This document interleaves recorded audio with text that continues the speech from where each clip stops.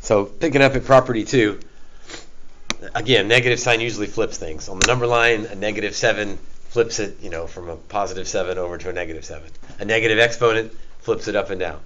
And a negative out front flips the order of the bounds. If k is a constant, then you can slide the k out. You can take a k out.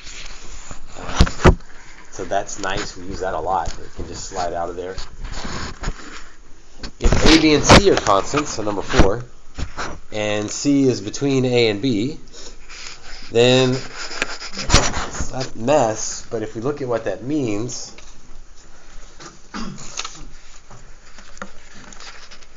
so the integral from a to b is the area from a to b. Let's just draw a picture. From a to b, but we said c is in the middle somewhere. And who knows what our curve looks like.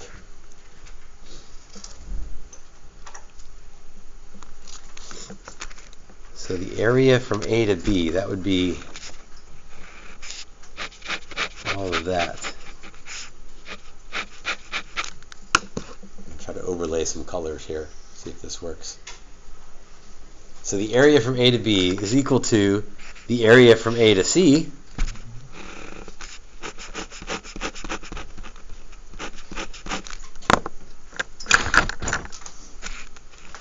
plus the area from C to B. I don't know if that picture makes it better or worse, but like the two pieces of the area add up to make the whole area. So that looks really complicated with all the integrals and limits, but when you realize what they've done, A to B, that's the whole area. Oh, it's just the two halves. And the other are the two pieces. Let's not say halves because we don't know if it's exactly half, but yeah, the two parts. So you add up the two parts to get the whole.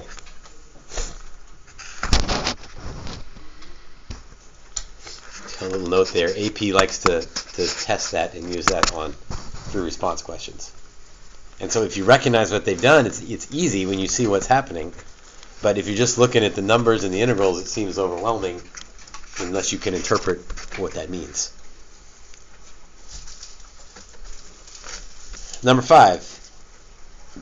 We've actually already used this. We didn't talk about it quite like this, but when we integrated x squared plus 7 and got x cubed over 3 plus 7x plus c, we use this property. You can integrate sums and differences. You can split up sums and differences. You don't have to rewrite this as the integral of x squared plus the integral of 7.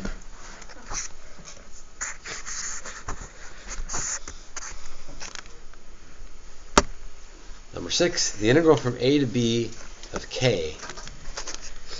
Let's draw this out. So the integral from a to b, if k is a constant, then that's like y equals k is some constant.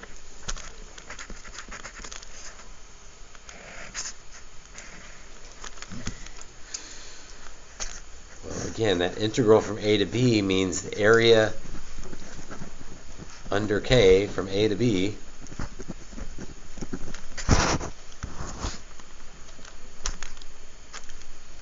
so the area under k from a to b is just that rectangle that is k high and b minus a wide. So k times b minus a.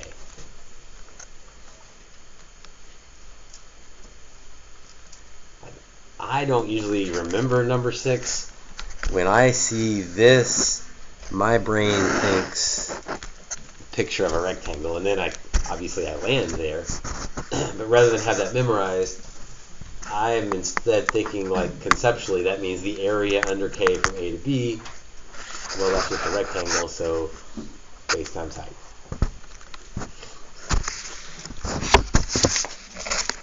But the big thing is the symbol from A to B means the area from A to B. The antiderivative from A to B tells you the area from A to B.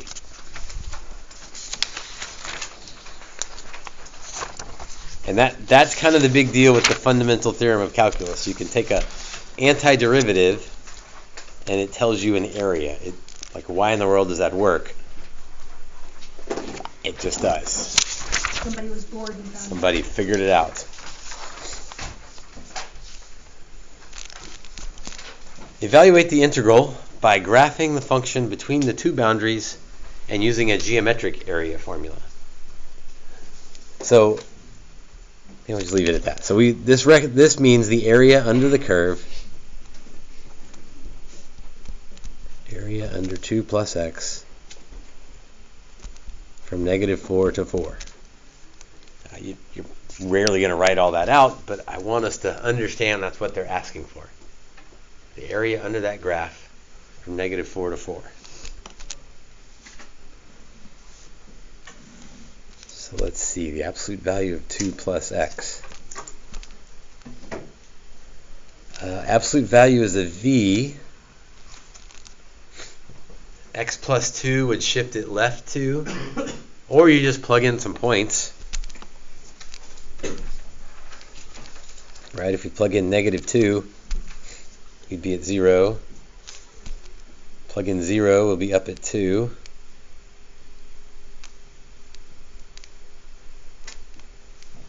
Two, 4, and 4, 6.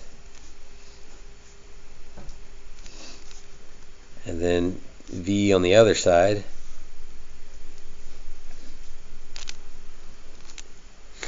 So there's my graph from -4 to 4.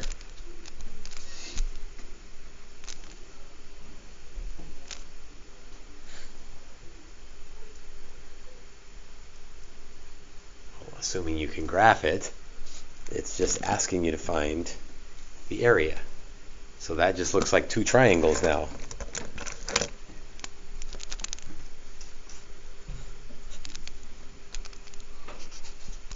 So 1/2 base times height. That would be 2 for that triangle. For the other triangle,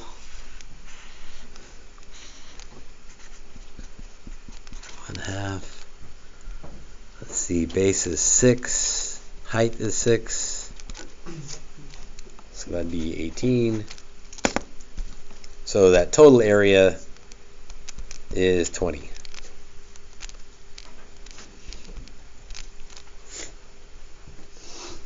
Six times 6. Oh, I was like 6 times 6 is not 18. I got like adding the two areas and stuff. But how did you get the two triangles? Like, how did you get those points in the triangles? So I knew how to. You got to know how to graph this thing, and so I know it's a v. And parent function, it's the same as x plus 2, which would be left 2. So that's one way to do it. The other way is to sort of do that plus plot some points and see what you get. Like, I mean, you know it's a v, so you don't need too many points to figure out the shape of that thing.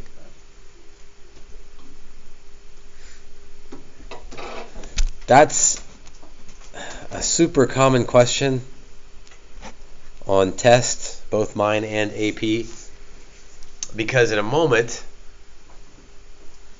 we're going to take antiderivatives, but I don't really want to take an antiderivative of an absolute value. We've not done that. So some years we on that question on the test we'll say something like geometry is easier than calculus. That's not true.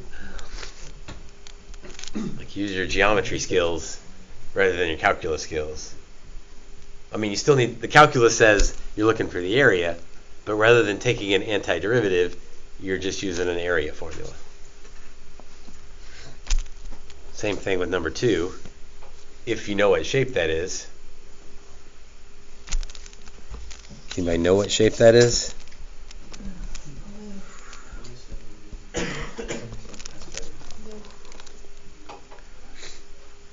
Well, if you squared both sides, and then added the x squared to the other side, it's a circle. Well, we got to be careful though. It's only the top half of the circle. So it's a semicircle with radius 5.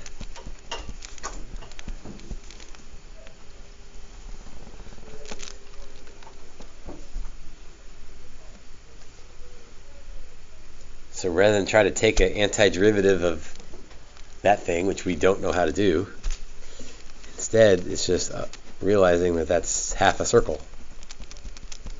1/2 pi r squared.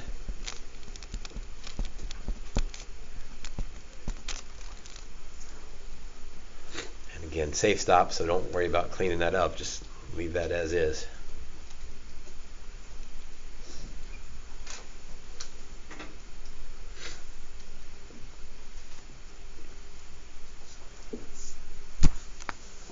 This picture goes with the next 9 problems.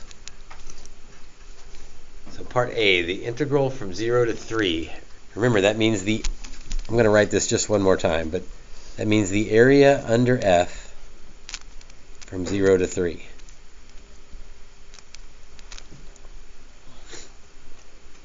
Now, again, I'm not going to write that every time because that gets a little bit tedious, but we want you to recognize that's what they're asking for. So from 0 to 3, that would be this area over here.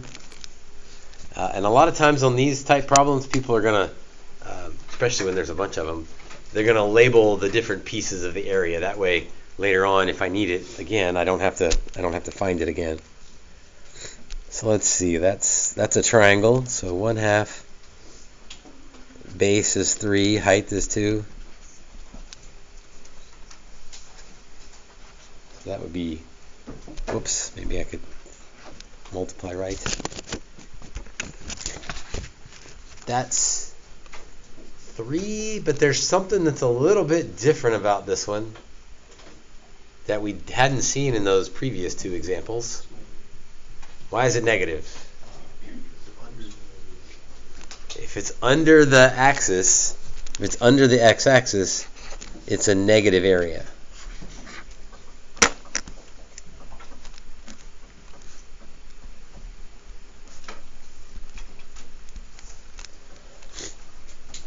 So I'm going to label that area as negative 3. You have to be very careful how you phrase that. The area is still 3, but the antiderivative from 0 to 3 is negative 3 because it's below. All right, from negative 5 to 0,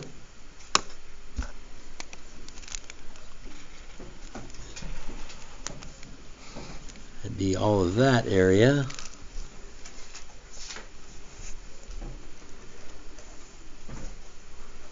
Well, it's a trapezoid, but how about you just count the squares? How many squares are there?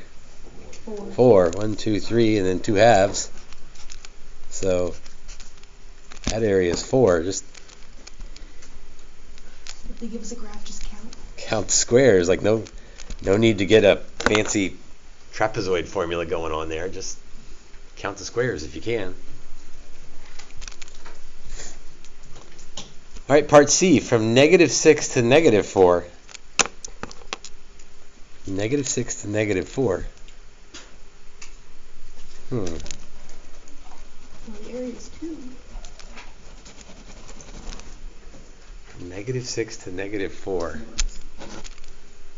Well, from negative 6 to negative 5, kind of split this up, is negative 1/2.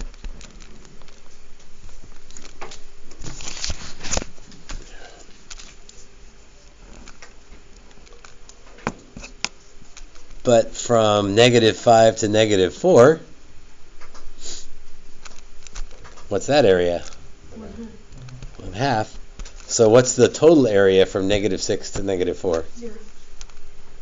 0. So that's a little bit weird because it's like, well, it's not 0 because there's some area there, there's some area there, but If it's below, it's negative. If it's above, it's positive, and they happen to be equal, so they cancel each other out.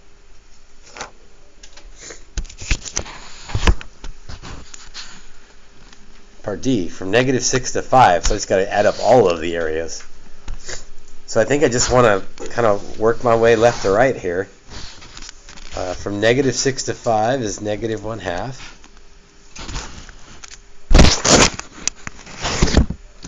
From negative 5 to 0, we already did that, that's 4. From 0 to 3 is negative 3. And we hadn't done this last piece over here. It's just a triangle. You could almost count the squares on that one as well. Negative 1.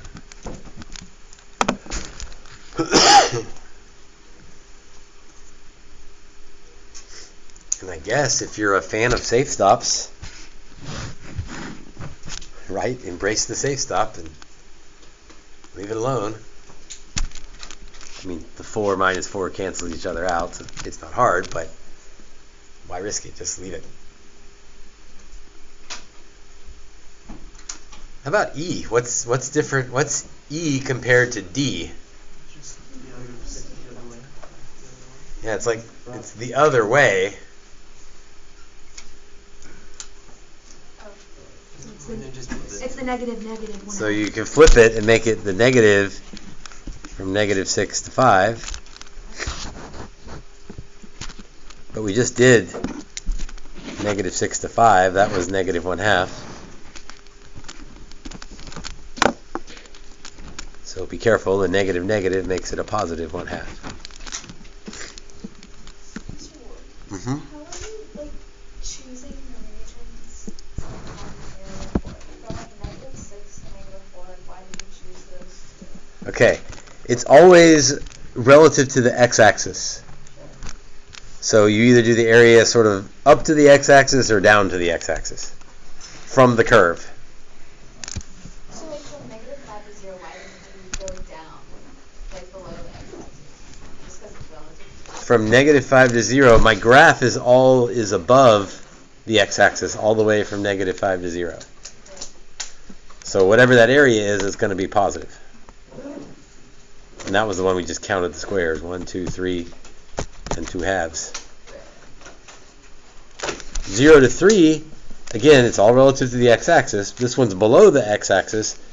So this is the area we're talking about.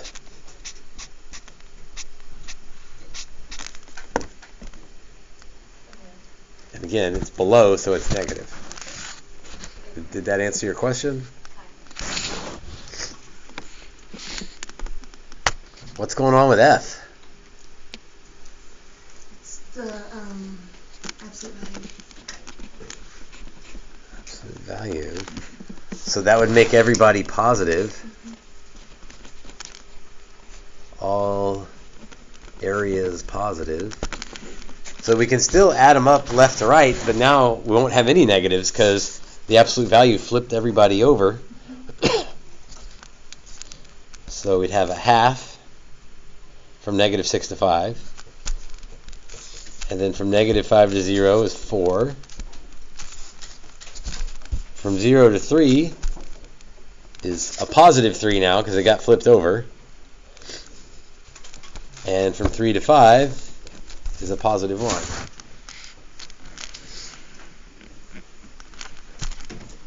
And again, safe stop and leave it alone is probably the best bet.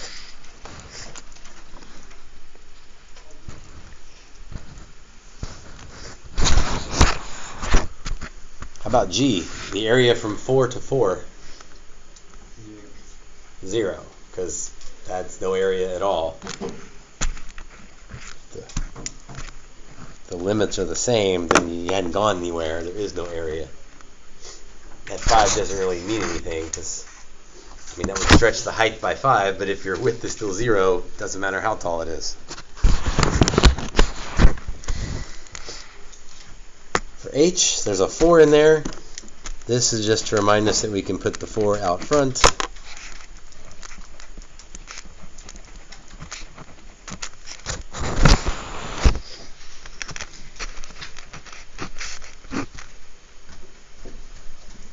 So from 0 to 5, I'm looking back at my picture.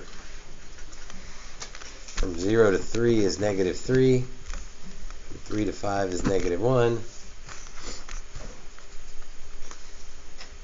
That's a safe stop, but -16.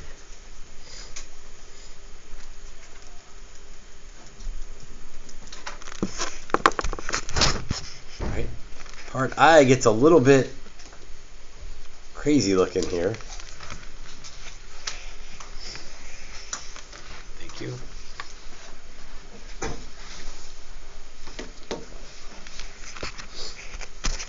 So I'm going to pull the 3 out, 0 to 5, and then also do 0 to 5 of 2 dx.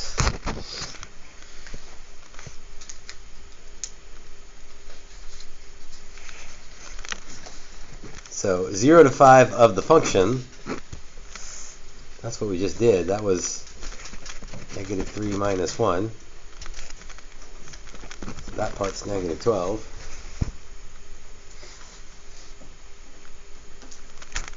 Two is that last property where you either memorize it or you think about what that means.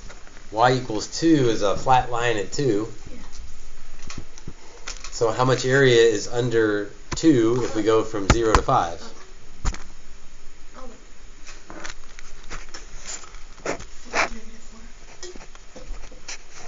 There's 2. We want the area from 0 to 5.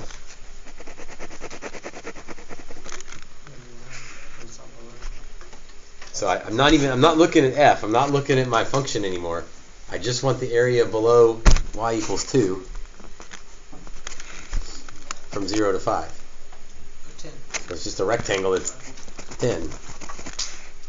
So you don't look at the shaded like from the actual graph later.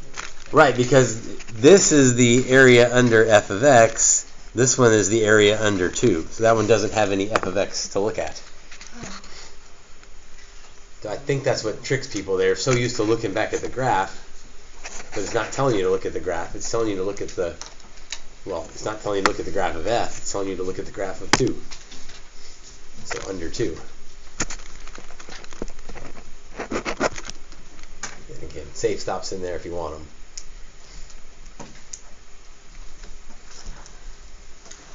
So that symbol, that integral symbol, that antiderivative symbol also means area under the curve from whatever the limits are.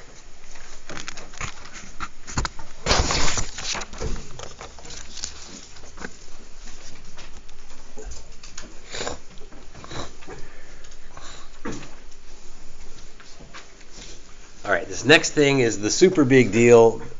You don't appreciate it yet. Fundamental theorem of calculus 1.0.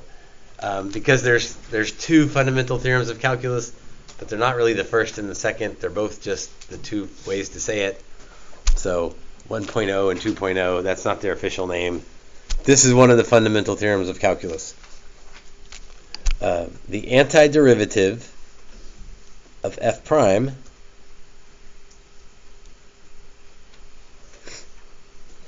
f of b, how to say this the best way?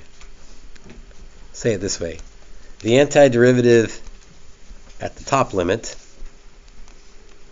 minus the antiderivative at the bottom limit tells you the area.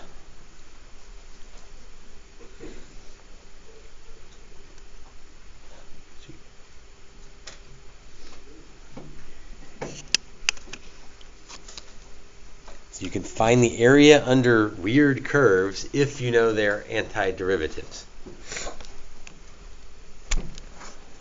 Let's jump in with number 5. So, not worried about the 0 and 1 yet.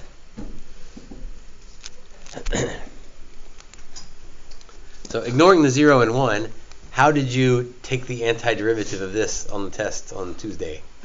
What did you do first? Yeah, multiplied it out. So 4x squared minus 4x plus 1 dx.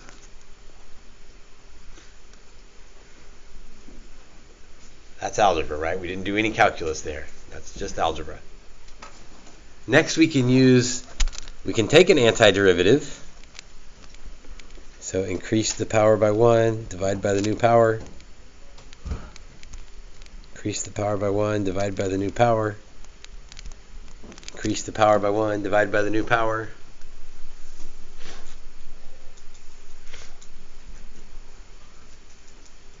Plus C. Okay, here's where we don't need plus C.